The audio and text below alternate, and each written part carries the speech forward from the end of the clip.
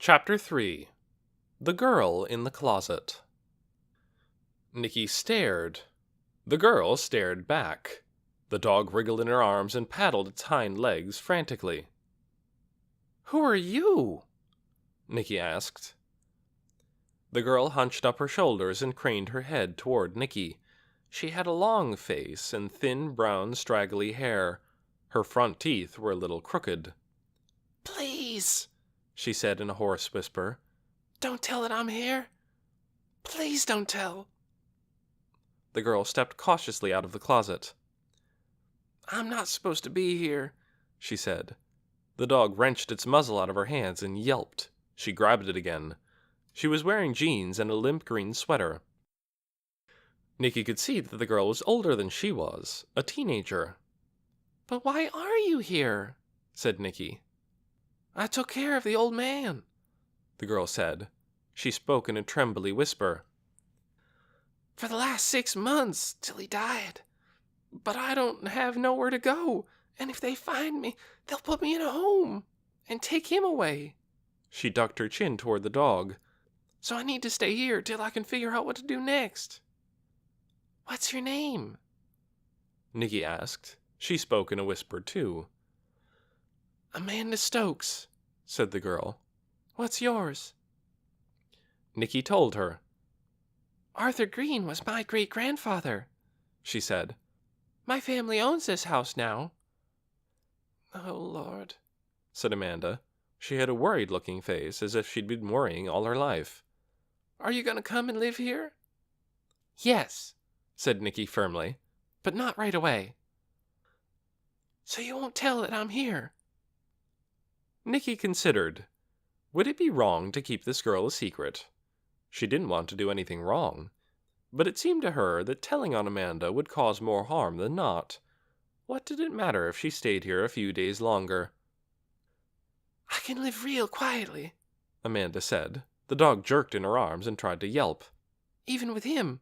He's pretty quiet usually." "What's his name?" "Otis. I found him a couple of days ago out by the dump. I know he doesn't have no owner, because he didn't have a collar and he was real dirty. I washed him in the laundry sink." Nicky scratched the dog behind his small, pointed ears. He was a light-colored dog, a sort of strawberry blonde, with round brown eyes. His fur grew in a way that made his face look like a ragged sunflower. From somewhere downstairs came Crystal's voice.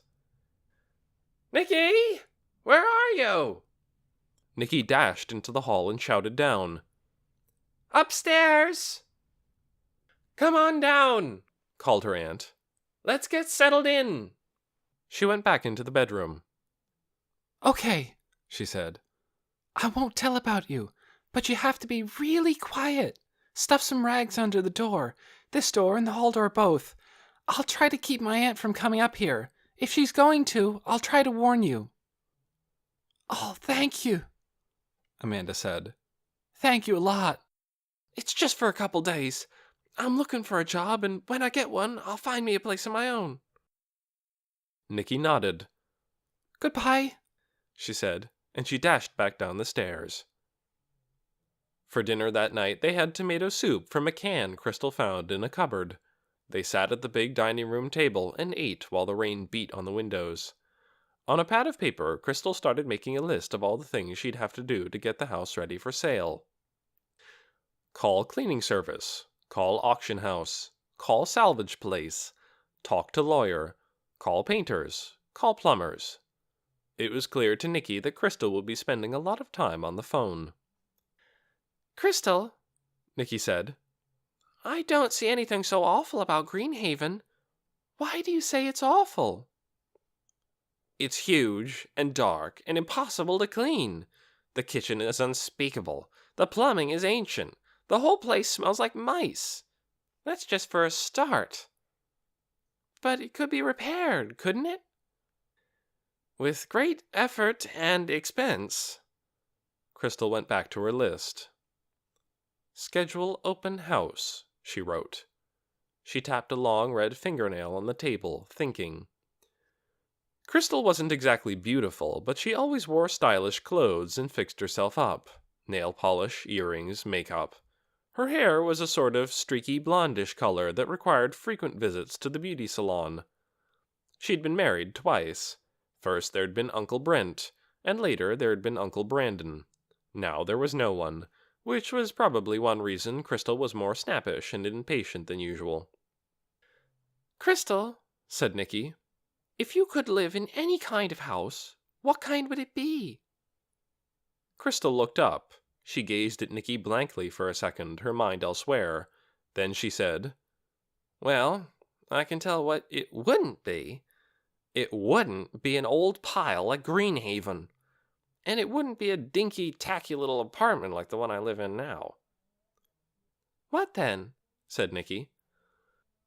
"A gracious house," said Crystal. "Big rooms, big windows, a big garden, and," she leaned forward and smiled a wry little smile, "a nice big man to live in it with me." Nicky laughed. "Another husband?" she said. "The first two weren't quite right," said Crystal. "Would you want to have a dog?" "A dog?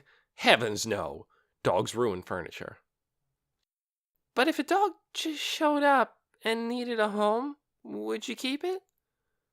Certainly not. It would go straight to the pound to wait for a happy life with someone else. She spooned up the last of her soup. "Why are you asking about dogs?" "Just wondering," said Nicky with a sinking heart.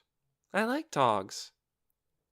After dinner, Crystal went to take a bath, and Nicky dashed up to the third floor. She tapped on the door of the nursery, and Amanda, in her pajamas, opened it. Otis stood on his hind legs to greet Nicky, and she hugged and petted him. "Everything okay?" "Yeah," Amanda said. "I'm being real quiet." "Good," said Nicky, "because I found out Crystal doesn't like dogs. We have to be extremely careful." "Okay," said Amanda. "I'll put him under the covers with me tonight." Nicky gave Otis one more pat and hurried back downstairs. For a while she and Crystal sat in the front parlor and watched the news. A local announcer was talking. "Several residents in Hickory Cove and Creekside," he said, "have reported signs of unusual activity in nearby wooded areas. A hiker claims to have caught a glimpse, in a remote part of the woods, of a man wearing a white or light tan coat. Residents of the area are advised to be alert to anything out of the ordinary, including unknown persons arriving in town, evidence of tampering with buildings, pipelines, or electrical equipment, and strange behavior of any kind." Then the president came on. Nicky didn't like listening to him because his voice always sounded too smooth. He said something about the Phalanx nations and missile deployment in 14 countries and 7-level alerts. Crystal frowned. "It gets closer every day," she said. "What does?" Crystal just shook her head. "Big trouble," she said. The president ended with his usual sentence. "Let us pray to God for the safety of our people and the success of our endeavors." Nicky always wondered about this. The idea seemed to be that if you prayed extremely hard, especially if a lot of people prayed at once, maybe God would change things. The trouble was, what if your enemy was praying too? Which prayer would God listen to? She sighed. "Crystal," she said, "I'm so sick of the crisis." "I know," said Crystal. She flicked off the TV. "We all are. But it doesn't help to worry. All we can do is keep our wits about us, not let fear take over, and try to be good little people and try not to add to the badness." She smiled at Nicky and stood up. "Tired?" Nicky nodded. "Which room would you like to sleep in?" Crystal asked. "You can have first pick." The room she really wanted was the one on the third floor, but right now it was occupied. So Nicky chose one of the bedrooms on the first floor, and Crystal took the one next to it. They found sheets and blankets and a linen closet and made up the beds. And they unpacked their suitcases and hung their clothes in the closets. Nikki put her nightie on and slid between the sheets of the enormous bed. She thought about Amanda and the little dog hidden away upstairs. They would be going to bed now, too. It would be nice, she thought, to sleep with a dog curled up next to you. The bed's black posts rose toward the ceiling. In the darkness, they looked like two thin soldiers standing guard. Nikki wondered who this room had belonged to in years past. Who else had lain here looking at those posts, and at the violet-flowered wallpaper, and the stains on the ceiling? She wished she could know about their lives. Not just her grandfather's, but all the lives of this house, all those ancestors she'd never known. This is how Nikki was. She wanted to know about everybody and everything. Not just the encyclopedia-type information, but ordinary things, like what people did at their jobs, and what their houses looked like inside, and what they talked about. When she passed 2 or 3 people walking together on the street, she always hoped to catch an intriguing bit of conversation, like, "I found her lying there dead!" or, "And he left that very day without telling a soul and was never seen again." But almost always, all she ever heard were the dull, connecting bits of the conversation, things like, "And so I said to her," and, "Yeah, I think so too," and, "So it's really kind of like," and by the time they said whatever came next, they were out of earshot. She also wanted to know about things that weren't so ordinary. Strange, extraordinary things, like, were there people on other planets? Was ESP real?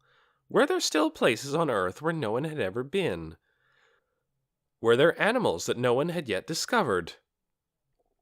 In a magazine, she had come across a photograph of a dust mite taken with an electron microscope.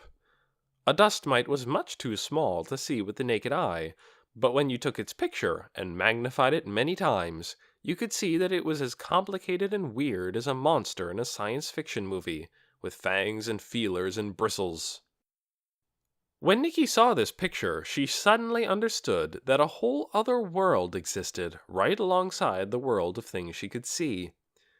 In the dust under the furniture, in between the strands of the carpet, even crawling on her very own skin, and inside her guts, were creatures of unbelievable strangeness.